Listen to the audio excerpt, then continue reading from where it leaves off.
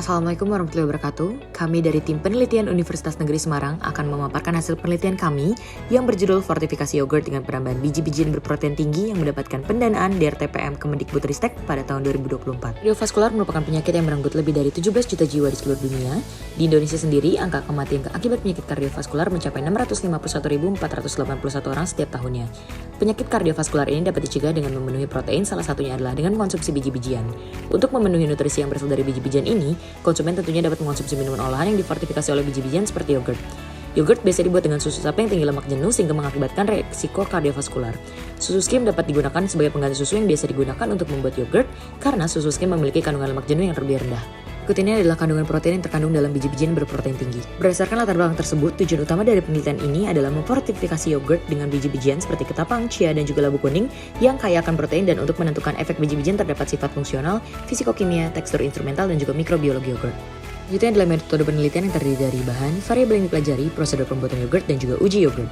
Yang digunakan terdiri dari susu skim, gula, starter yogurt, biji ketapang, biji labu kuning, dan juga biji chia. Kami membagi menjadi 3 variabel yang dipelajari, di antara adalah variabel bebas, variabel tetap, dan juga variabel terikat. Selanjutnya adalah pretreatment biji-bijian dari ketapang, chia, dan juga labu kuning yang terdiri dari pembersihan biji, pengukusan biji, perendaman dan pengeringan biji, dan juga penghalusan biji. Lalu yang terakhir adalah perebusan dari filtrat. Prosedur pembuatan yogurt di antara adalah susu skim diajarkan dengan air, lalu ditambahkan ekstrak biji ke dalam susu skim dan dipasteurisasi selama 30 menit. Lalu diinkulasi dengan starter dan diinkubasi selama 5 jam dan disimpan sampai hari ke-14 pada suhu 4 derajat Celcius di dalam kulkas.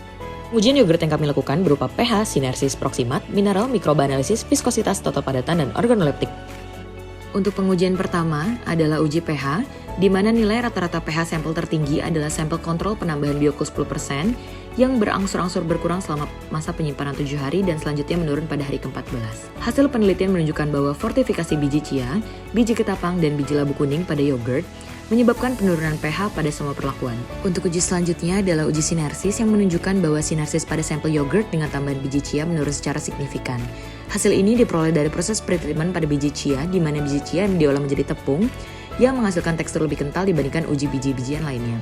Penggunaan tepung biji chia memungkinkan partikelnya tersebar lebih merata di seluruh campuran yogurt. Untuk uji selanjutnya adalah uji proksimat, di mana menunjukkan bahwa kandungan protein pada yogurt semakin lama fermentasi dan semakin banyak penambahan starter yogurt, semakin tinggi kandungan protein pada yogurt. Di mana menurut peraturan Badan Pengawas Obat dan Makanan, yogurt berperisa atau produk olahan susu yang difermentasi menggunakan bakteri asam laktat dengan penambahan rasa harus memiliki kandungan protein tidak kurang dari 1,6%.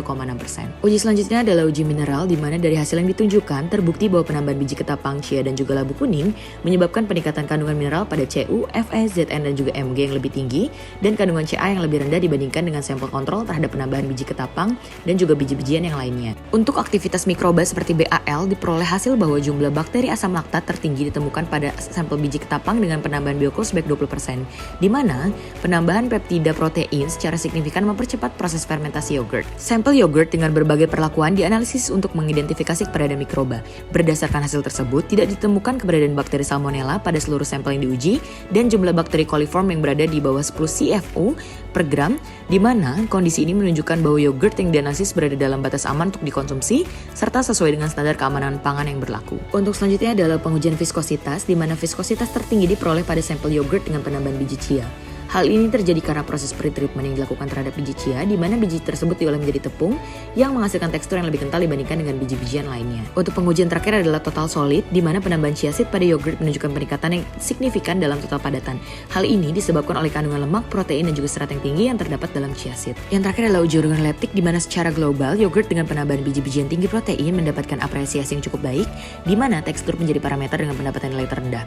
Penambahan biji-bijian tinggi protein pada yogurt meningkatkan rasa yogurt, namun masih mendapatkan respon yang kurang baik di parameter lainnya. Baik, untuk kesimpulan dan juga saran pada penelitian kali ini, penambahan biji-bijian seperti ketapang, chia, dan juga labu kuning pada yogurt memengaruhi nilai pH, sinersis, komposisi proksimat, mikrobiologi, dan juga penerimaan sensoris. Penelitian lebih lanjut perlu dilakukan untuk mengeksplorasi variasi jenis biji-bijian, metode pengolahannya, konsentrasi optimal, serta pengaruhnya terhadap stabilitas dan umur simpan yogurt.